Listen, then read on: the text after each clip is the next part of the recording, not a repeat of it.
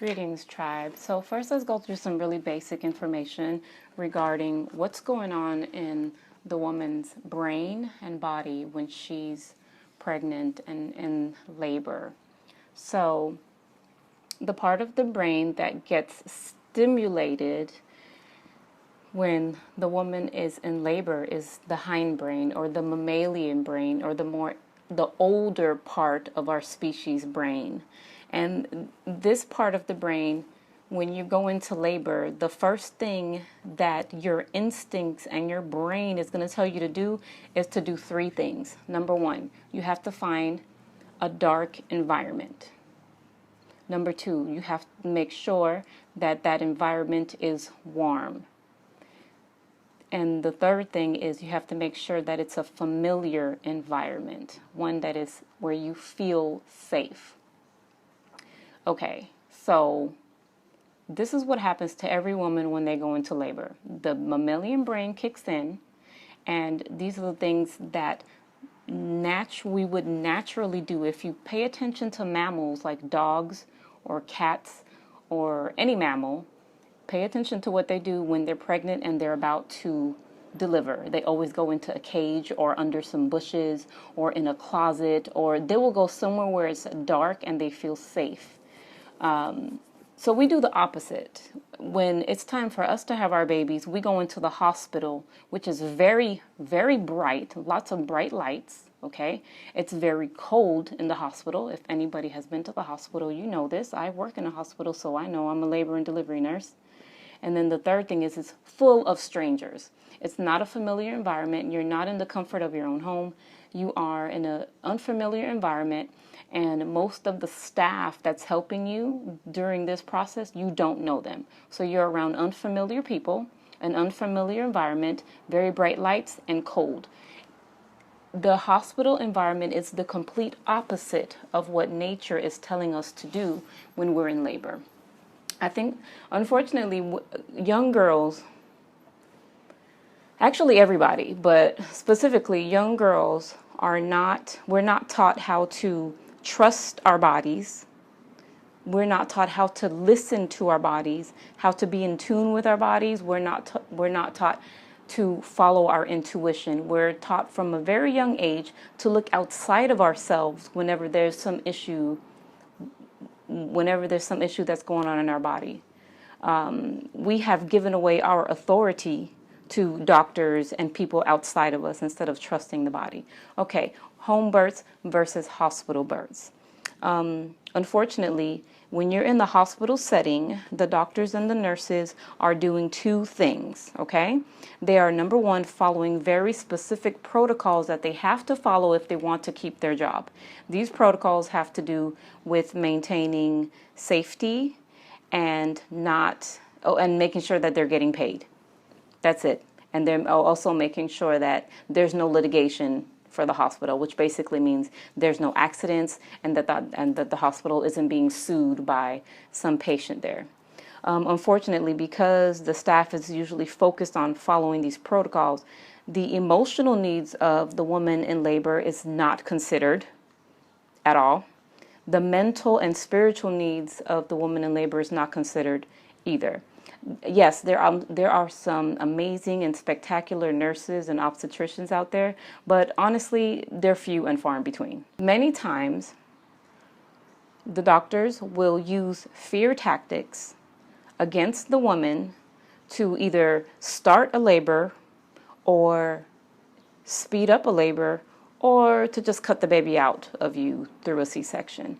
And I don't see it very often, the fear tactics, but I see it often enough to know that it's a thing. If the doctors, for example, have something else to do, if they have a dinner meeting, if they're tired, if they want to get out of the hospital, they will subtly create a story and put so much fear into the mom that the mom will ultimately agree to anything. When you're in labor, you're not in your logical mind. Remember, you're in your mammalian brain. So if you say something like, this might not be the best thing for the baby, or I'm a little bit concerned about your baby, moms will automatically say, okay, do whatever it is that you need to do so that everything is okay, which is understandable. This is the state that you're in, and you just want to have a healthy baby. However, there's some very basic things that are not being done in the hospital that are easily done at home. In the hospital, if the baby's heart rate is coming down, you can change positions. You can get up out of that bed. You can walk around. You can squat. You can get on all fours. You can get into a warm tub. There's many things that you can do that's not medical interventions that will help to resolve so many issues that come up during labor. This is one of the reasons why I love doulas. I support doulas, and I recently became one myself, because doulas, they are birth coaches, and they, especially in this society right now as it stands, young women are not being taught what to expect during labor. They're not taught to trust their bodies. They are taught to just be fearful about the whole thing. What is it that you see on the media whenever you think about somebody, whenever you consider somebody going into labor? They're screaming, they're crying, like it's the worst pain in the world, and they're about to die. It's really not that dramatic, okay? It really isn't, unless you're really into role playing, and I've seen that too. But the reasons why I think that home births is more beneficial than hospital births is because at home you're following the natural process that your body and your brain is taking you through to have a healthy baby. Of course, before home birth, you have to prepare. You have to make sure that you're very prudent and all of your prenatal appointments. Make sure that you are healthy. Home births are for healthy women, period. Okay, the thing about home births is you get an opportunity to prepare for it. You get an opportunity to prepare mentally. You get an opportunity to prepare emotionally. You have to go through, mentally, you have to resolve any fears that you have regarding the safety of home births. You have to go through any fear that you have regarding trusting yourself or believing that you're good enough to do this. You have to go through a spiritual type of preparation too, by getting closer to the God or goddess or whatever spirituality it is that you trust. This is definitely a part. It's so important to have your spiritual self on board and on par with home birth, and your emotional self and your mental self. You have to really prepare for this. But once you prepare, you are in a very familiar environment. You can have your family around you without any stress, without all this noise pollution that you hear in the hospitals, all this beeping and all this extra stuff. In the hospital, you're strapped in a bed and you're basically tied down to the bed, and you have one arm over here with the IV and another arm over here with the blood pressure cuff and something else over here over your face, and it's like you're kind of strapped into the bed and you can't do anything. That's not the natural way to have birth. That's not the natural way to push a baby into this world. Okay, it really isn't. But at home, you don't have the stress, you don't have the beeping, you don't have the doctors and nurses constantly poking and prodding and checking and all that. You can get into your shower, you can have soft music, you can light your candles, you can light your incense or your sage or whatever it is. You can have your altars to your gods and goddesses. You can be in a peaceful environment. You can be dim, which you should make it dim, and warm, and it can be such a beautiful experience. There's a certain power that is created when a woman goes through the process of pregnancy, goes through the process of preparing, and then ultimately to having the baby at home. It's such an empowering process. It happens in stages, and you can see the amount of growth that is happening for the woman as she goes through the different stages of labor up until when the baby comes out and then the placenta comes out. I advocate at least having a prudent midwife with you if you're going to have a home birth, because it's a great idea. And I also advocate having a doula, because doulas are amazing. And I think everyone should have a birth coach, these days. The doulas, they teach you so much. They have so much information. They have so many skills and so many things that will help to calm you down, that help to relax your body, that will help you get through the hard parts of pregnancy and labor.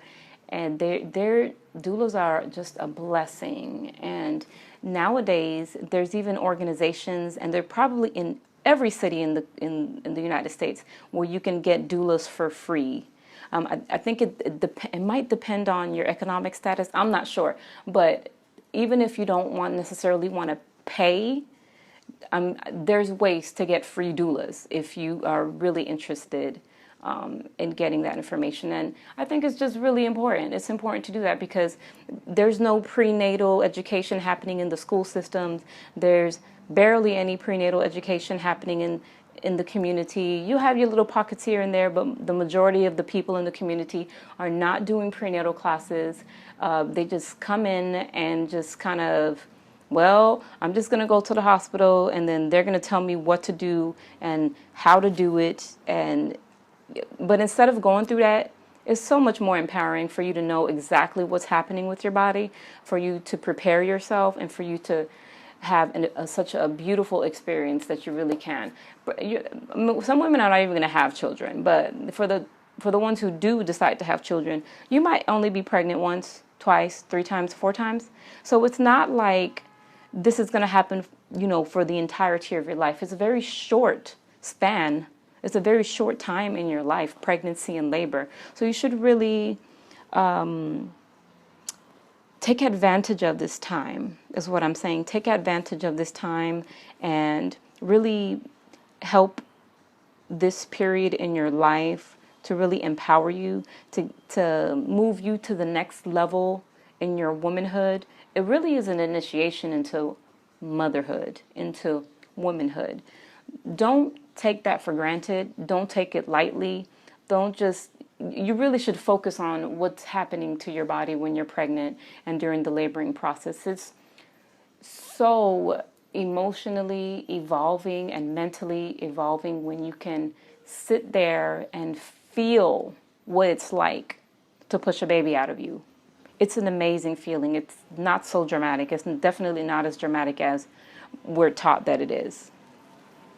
Okay, well, I would love to hear your opinions and your comments about home births versus hospital births. And of course, I definitely don't advocate having a home birth that if you're not in a healthy environment, if you're not in a healthy relationship, if you're not going to have the people around you to support you, for sure, you definitely have to have people that will support you and who are going to be loving you and supporting you through the entire process. Okay, peace.